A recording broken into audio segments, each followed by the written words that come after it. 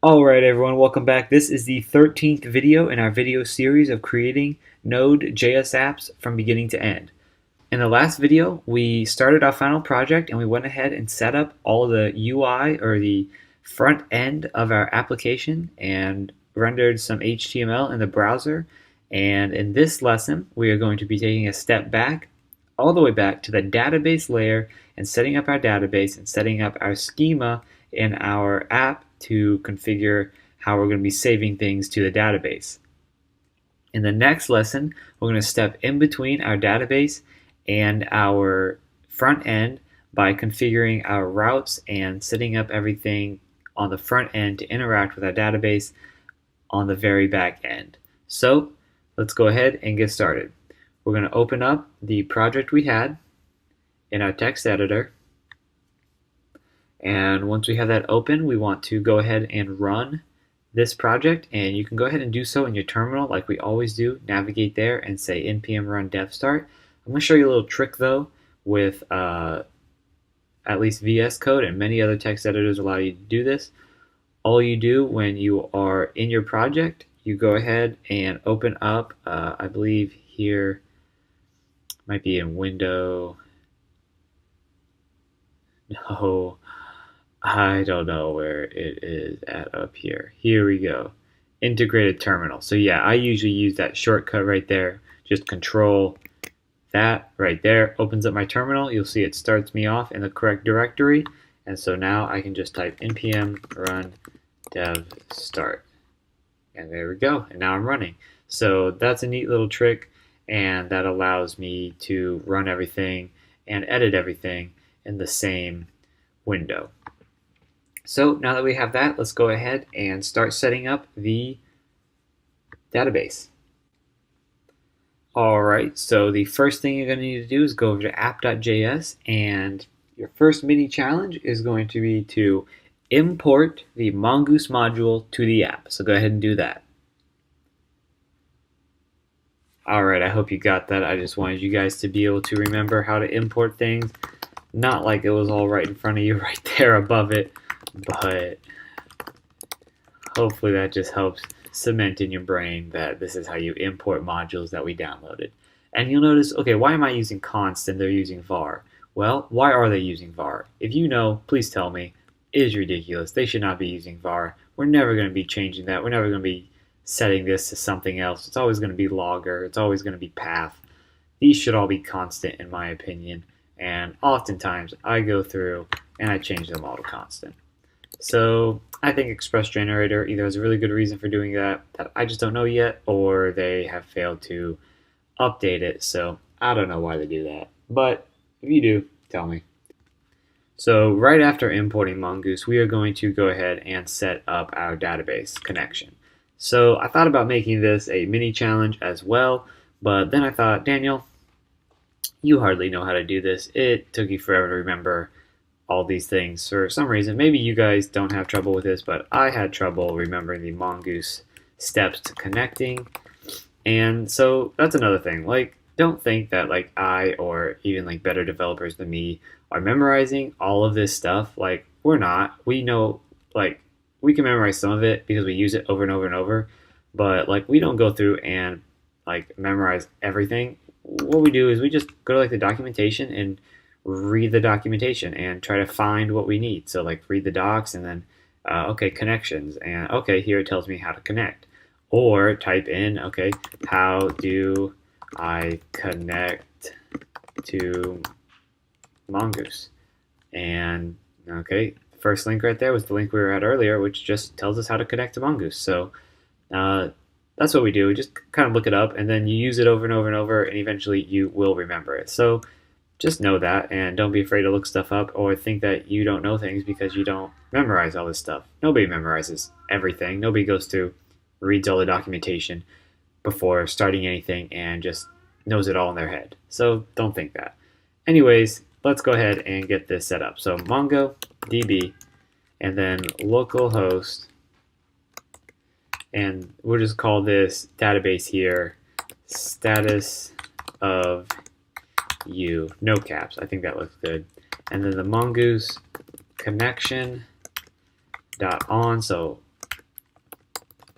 this is how I read this is when there's an error on the connection we established with Mongoose. So just read that backwards and you have exactly what it's doing.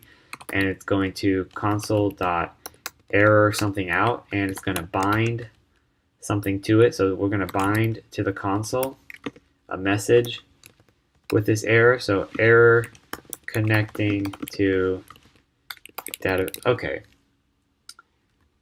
That's our error message. My cat is making a ton of noise, so give me 1 second. I am going to go tell him to stop making noise. Alright, I don't know if you guys could hear that, but yeah, I could hear it, and it was annoying me. My cat loves being super loud and annoying whenever I'm trying to record. I think he knows it and just tries to be annoying on purpose. Pretty sure. Alright, so the next thing we want to do is set up the promises we want to use on Mongoose, which is just going to be the global, and in this case, default promises. So go ahead and set that up. And once we get all that set up, we save it. Our app is running still, so everything went correctly, and we now have a connection set up and configured to Mongoose. So next thing, we are going to set up our schema. So that's going to be your next mini challenge, and if you get stumped on this one, don't freak out. If you want to go check out the documentation for Mongoose and how to set up a schema, that's great. Or if you just want to stick around and watch me do it, that's great as well. But your mini challenge is to create that models folder that we did last time, and inside there, create a postmodel.js file. And then in that file, you're going to need to create a schema. So remember to import Mongoose, and then use Mongoose to get the schema, and then create a new schema with a title and a message field. So 2 fields in the schema, title and message. Make the type of both to be a string and make them to be required. So, and then at the very end, you're going to have to export the post schema using mongoose.model. So remember, the mongoose.model takes in the collection name that you're going to be storing these posts in and the schema name you're creating it with. So if you remember how to do all that, go ahead and do it. If you don't, go ahead and do as much as you can. It's good practice, and then stick around to see me do it afterwards. So go ahead and pause the video and do that now. Alright, how'd you do? Hope you got that done or got as much as you could. So go ahead and watch me do it. So first I'm going to create that models folder. I can't spell it all. Okay. So models. How do you spell models? Do I really have to go look this up? You guys ever do this? You totally blank and cannot remember how to freaking models. Yeah, it looks like it's models. Okay, models. Where'd it go? Did it? Oh, okay, and it's spelled correctly. There we go. Okay, so, dumb moment, Daniel. So postmodel.js.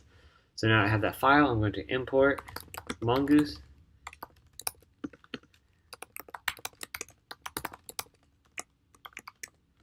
And then I am going to bring in the schema.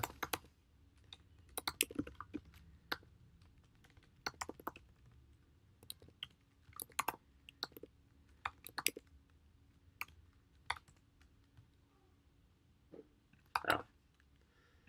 All right, and then at the very end, I'm going to export the schema.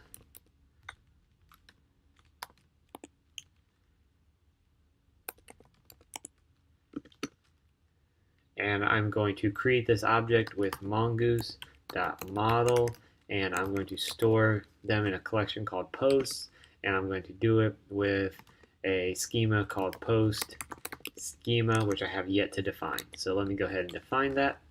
And so let post schema equal new schema, and I will just have a title and the type of string, and it will be required true. So it is required. And then let's just copy, paste, remove that comma, and change this to message. And there we go. That easy. So there's a lot of syntax there, a lot of stuff you have to remember. But once you do this enough times over and over and over, you will remember how to do it. Until then, just go ahead and check out that documentation or watch videos like this. So hope you got that, and In the next lesson, we are going to be stepping in between this database kind of layer and our front end and setting up all the routes to send and receive different information to and from the user. And we're going to set all that up and finish our project. So I'm excited about that, and I will see you there.